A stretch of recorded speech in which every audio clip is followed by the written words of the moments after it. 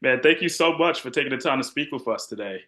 Oh yeah, no problem. This is exciting. I'm, eager to, get the opportunity to do this. It's great. Oh, definitely, man. And obviously, you have a lot going on. Just want to start off with your work with U.S. sports camps, and obviously everything's kicking off in the next couple of weeks. Just what inspired you to partner with U.S. sports camps? Yeah, man, I've always been passionate about, youth sports, coaching, working with athletes. Even as a young kid and playing sports, I was always the one that was helping coaching other kids and trying to make sure everybody got better as a team. So, just being a leader throughout my playing career and being a team captain, that just kind of stuck with me. So when I got done playing, I didn't get the opportunity to go into coaching, but I did develop a program for character development and leadership training called Training Camp for Life and wrote a book about it. And I just kept that going. I just kept building upon that. And then when I got the opportunity to partner with U.S. sports camps to oversee Nike football camps in the state of Georgia, it was just a perfect fit. So I just took it and ran with it and got the opportunity to just continue to build the area in the state of Georgia and what U.S. sports camps have to offer. And it's been great because now we're launching a 6-week training program starting May 5th here in Georgia, which is going to be great because the kids are going to get a more developed, more deeper understanding and fundamentals and skills and character development, leadership training too as well, and get it for an extended period. So that's going to be awesome to do. Definitely, and just the experience for a lot of kids coming in and obviously wanting to learn the football the right way or just the fundamentals. They're learning from an actual pro, a person that's been there. Mhm. Um, can you remember, I think for yourself, just growing up, did you have that type of experience in terms of like going to a camp where there was a professional football player working with you? Not directly. I grew up in inner city Cleveland and pretty rough environment. So we didn't have a lot of professional athletes that were just, around our programs. But I do remember this one time where a former Browns player came out and talked to us, and he told us that, pretty much the statistics behind making it to the pros. And at that particular time, he was like, out of 100 kids, only one of you guys are going to make it. So who's going to be the one? So when he said that, it just sparked something within me to work extra harder, to, stay after practice, to get more film time in, to work harder in the weight room. So just hearing something like that inspiring from a professional where you aspire to be, it does something to you as a young athlete. And that's what I look to bring to U.S. sports camps and working with kids with Nike football camps is, being a person who's made it there, who's had the opportunity to play at the highest level and now get to work directly with student athletes at the youth level and high school level and even college level. You can give so much back to that. So it's exciting to be able to be in this position. Definitely, and it's a great thing to see because you need that. You want to see the youth being taught the right way, and Mhm. like I said, just like an excellent job with that. I do want to ask, from your own career, you said you're from Ohio. You went to Mhm. Bowling Green, and you went undrafted in the 2006 draft and signed with Mhm. your, hometown Cleveland Browns. Can you just Mhm. talk us through that transition and, obviously not getting drafted, your mindset going through the whole process of signing with a team? Yeah, it was interesting because I really thought I was going to get drafted on draft night, and even preparing for the draft. I had a lot of the teams, the scouts, even some of the GMs that I had conversations with, and everyone really spoke highly of my talent and said that they were going to draft me. I knew I was going to be kind of a day two guy where I was going to go, probably somewhere between the fifth and seventh round, just because I went to a smaller school in the MAC at the time. So I thought that I was going to get drafted. So I'm sitting there watching the draft and I'm excited and my name doesn't get called. And, that it was kind of a little bit of a letdown, but it also was motivation for me to let me know how much harder I had to work. Even though I was going to the NFL and was going undrafted, still got the opportunity to go there. So I just came in with the mentality of being the first one in, first one out, last one in on the field. And that's what I did my entire career. So I remember getting a call from the Browns or from my agent telling me that the Browns wanted to sign me. I thought that was a no-brainer because I was from Cleveland and I grew up wanting to be a Brown. And if the Cleveland Browns will have me, that was a dream come true for me. So getting that opportunity to go there and start my career, it was definitely a dream come true. So just being a kid from Cleveland, I really got involved in the community. I did everything I could, and I wasn't a star player. I was started my first year practice squad. I went over to NFL Europe and played over there and did well. Came back to the Browns and played 2 more seasons there. So, for me, just getting the opportunity to play in the NFL, less than 1% of kids playing high school football get the opportunity to make it to the NFL. So anyone who gets there is definitely a lifetime accomplishment. Oh, it definitely is. And just even to that point, you said like you played, a little with the Browns, and then you had to go over to Europe, and you Mhm. spent time in the practice squad. I think a lot of people, like when they hear that, they don't really understand the scope of like what your mindset, because you have to be very like you have to have a tough mentality to be able to do that. Just can you just like to speak to like going to different practice squads and like going for the teams because you have to play the preseason games sometimes just to like do dress rehearsals, just Mhm. what goes into that in terms of like your preparation. Yeah, the the practice squad, being on a team where you don't necessarily know if you have a spot or not, and you're working every day. Those guys deserve a lot of credit. Number one, because they really work hard in trying to make the team. Number two, they're preparing the guys who are playing on Sundays, and they're giving them the right looks. So it's very important and critical part of a successful team to have guys who understand their role and work really hard at making sure the team is successful, even though they're not the ones that are going to be playing on Sundays. So for me, I took that approach. I came out there. If I had to be Chad Ochocinco that week, then that's who I was. If I had to be Megatron, that's who I was. And I took pride in it because I knew at some point in time my opportunity was going to come. So I worked every single day like I was going out there to play on Sundays, even when I was on practice squad. So coming with that mentality, I think it spoke well to my character and my work ethic, and it showed to the coaches that, hey, this kid deserves an opportunity. So when I got my opportunity, I took it and ran with it. Oh, definitely. And like I said, it just speaks to your character and just type of person you are, not just a player, but the type of person you are to keep working hard. And speaking of working hard, even after your football career, you work in intercommunity health. You're doing Yeah. it with your wife, Dr. Mhm. Mimi. Can you just speak to that? Obviously that's working within the community, like you were saying. Yeah, yeah. So my wife and I met right after I got done playing.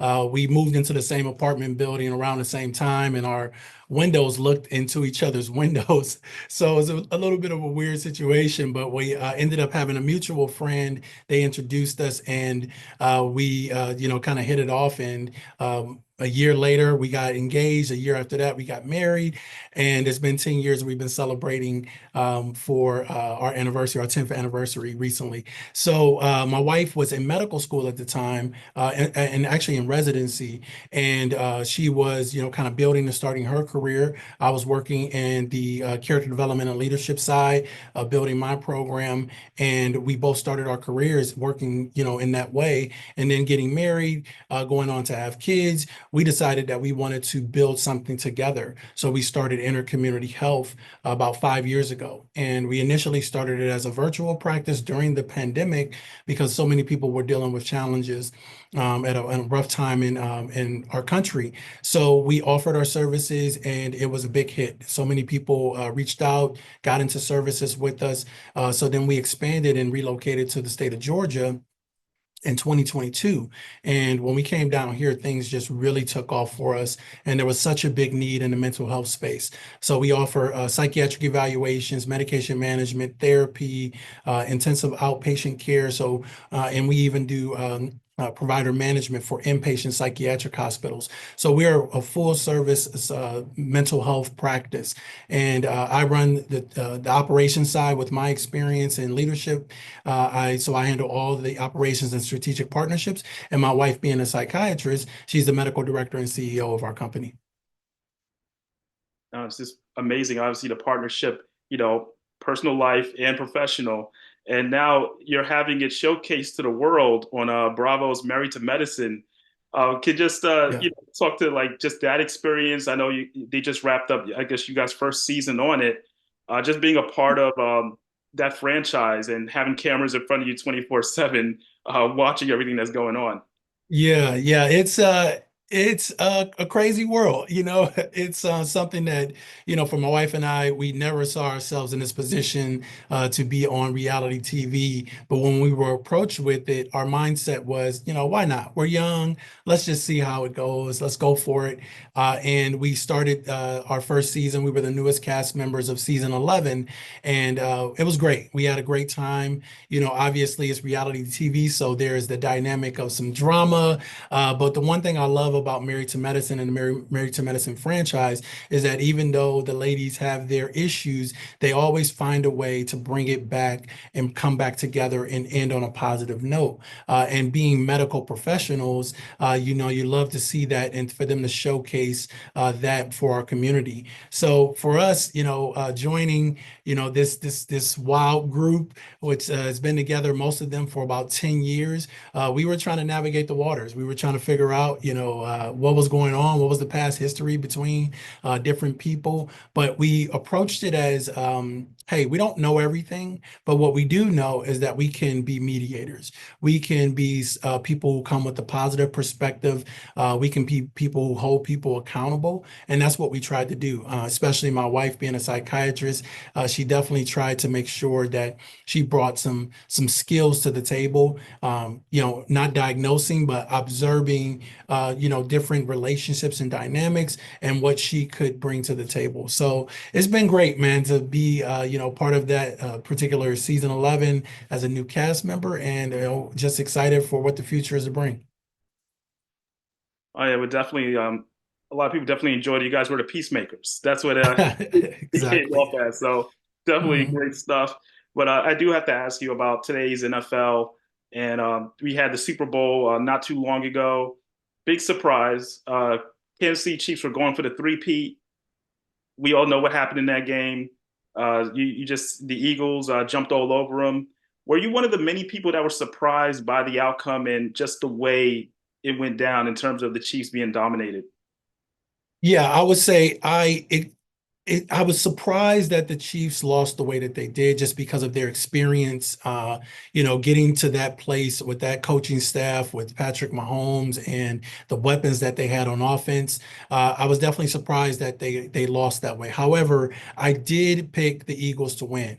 I just thought that Saquon Barkley was going to be the difference maker. I knew that they had weapons on the outside, and if Jalen Hurts could use his legs and make some big plays in key moments, I thought that they would be right there in the thick of it in the game. And I knew that the defense, the Eagles defense would be a difference maker in that, but I didn't know they would dominate the way they did. And that front four that they have, they are phenomenal. So, I mean, I think the NFL has been put on alert to watch out for the next few years, because if they can keep that core team together, they're going to be tough to beat, when especially now having the experience of winning the Super Bowl and having your, you know, your franchise quarterback. Saquon Barkley just got a new contract. You got some good weapons on the outside, and they got an offensive line that can protect their quarterback. They're going to be tough to beat in the future. So we'll see how things go. But I don't doubt that the Kansas City Chiefs are going to come back reloaded and ready to go. And you can never count Patrick Mahomes and Andy Reid out, because that dynamic and the play calling behind it is phenomenal. And they're going to be right there in the thick of it too. I wouldn't be surprised if there's a repeat of last year's Super Bowl with the Kansas City Chiefs and Philadelphia Eagles again this year. Yeah, I could see that again as well. And just how you mentioned the front four, I don't think a lot of people have ever seen a quarterback get hit so many times without one blitz throughout the entire game. So Mhm. that was just an Yeah. incredible moment. But I do, as we're talking the NFL, I can't just ignore your team, the Cleveland Browns, in terms of the team you grew up watching. They're in for a bit of a tough road ahead, it looks like. But Mhm. do you see any optimism in regards to that franchise moving forward? Yeah, I do. I do. I think that, you know, the organization is in a pivotal time right now, you know, trying to, you know, navigate their franchise player and making sure that The defense is secure. Myles Garrett just got the new contract, so he wanted to leave. Now it looks like he's going to stay. So that's a good pivotal piece that you have in place. And if you can just continue to build on that, the defense did have a down season this past season, but if they can bounce back and they can kind of go back to where they were in the 2023-24 season, then you can shore up some things on the offensive side. I think Joe Flacco just signed either yesterday or today, so they got him coming back, and he played pretty well during that season. But the most important part is you got to find your franchise quarterback. And at number two, you got to get this right this time. It can't be a miss. It can't be a, hey, we tried and it didn't work out. You got to figure out how to pick the right person and then put the right pieces in place. And I don't just mean the weapons on the offensive side. I mean coaching. I mean mentorship. You got to make sure that you can develop young talent in the NFL. Those are what the successful teams do. If you look at, we just talked about Patrick Mahomes. Patrick Mahomes sat behind Alex Smith. He didn't go out there and start right away. He learned, he observed, he got a chance to see how the dynamic worked between the head coach and the offensive coordinator, between the starting quarterback and offensive coordinator, the quarterback coaches.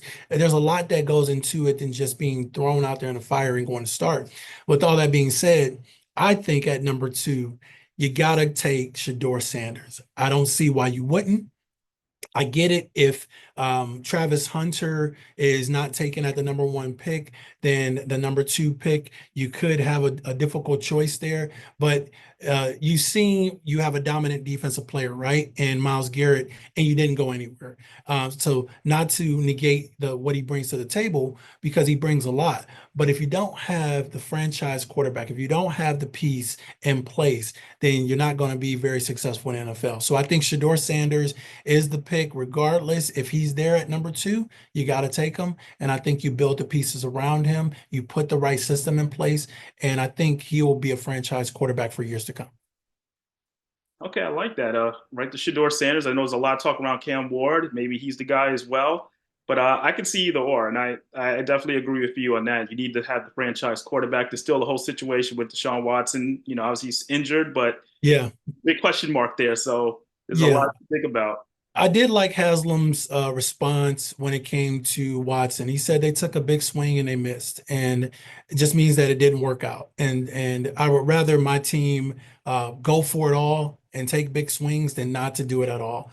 So not mad at the decision. I thought that it would work out. I was very excited when we got Deshaun Watson. I just think that it wasn't a good fit, and I think that Deshaun Watson and the Browns deserve a fresh start. I think Deshaun Watson goes to a team where he can probably sit behind the starter, learn a little bit, similar to, let's say, Geno Smith did with Russell Wilson. And then eventually, that talent, you develop it. His confidence comes back, because I think his confidence was shaken a lot. He's overcoming some injuries. But I could see, for instance, Kansas City Chiefs, Andy Reid, taking a flyer on Deshaun Watson and bringing him in as a backup quarterback. Maybe he doesn't take over for Patrick Mahomes, but the experience and confidence he gets in playing with and developing and being in meetings with Andy Reid and Patrick Mahomes, he'll be ready to go after a year or two to another team and be successful. That's a very good point. I like that. Watson as a backup, that's a good way to like revive his career a bit. It makes sense. I like that a lot. I do want to have one more question for you, and it is on the draft. And because you have that experience of knowing going in, to a draft, the sort of like the stress that goes into it if you're a player waiting to hear your name called, what advice would you have for this year's class as their names are about to be called and may not be called on draft day or draft weekend, I should say? Yeah, if you're expecting to get drafted, I think that you make sure that you keep, important and positive people around you. The ones that, have been there with you, that can and speak positivity into the situation, regardless of where you go. A lot of people don't get the opportunity to make it here. So don't take that for granted. Make sure that you appreciate every single moment because we all want to have 10, 15-year careers. We all think we're going to win a Super Bowl, but you never know when your last play will be your last play. So you make sure that you maximize every opportunity, whatever team you go to, you work hard, you make sure that you're a leader in any way that you can possibly be, even as a rookie. And if that means just leading yourself and holding yourself accountable, then that's what you do. So I think that this class is one that everybody's looking at that's going to make some noise, and I'm excited to see where the guys go. But regardless of where they go, I think getting the opportunity to be in the NFL is definitely a privilege and an honor, and they should make sure that they take that because it's a small fraternity of guys who get this opportunity. Like I said earlier, less than 1% of high school players get a chance to play in the NFL. So it's definitely a privilege when you get there. Maximize every opportunity. Definitely. You might be trading some future draft picks at the camp. So it's all full circle. Steve, thank you Mhm. so much for your time, man. I really appreciate it. Yeah, no, I appreciate it too. And I think we definitely are training some with the Nike football camps here through US sports camps because Georgia has talent. I'm telling you, there's a lot of talent here, even at the youth level. You got kids that are 8 years old. You can see right away that they have what it takes to take it all the way. If they can just keep the right coaching, the right consistency, develop their character and leadership skills, the talent will speak for itself. Definitely. We're looking forward to it, man. Steve, thank you. Thank you so much again. All right. Thank you. I thank you for the opportunity. I appreciate it.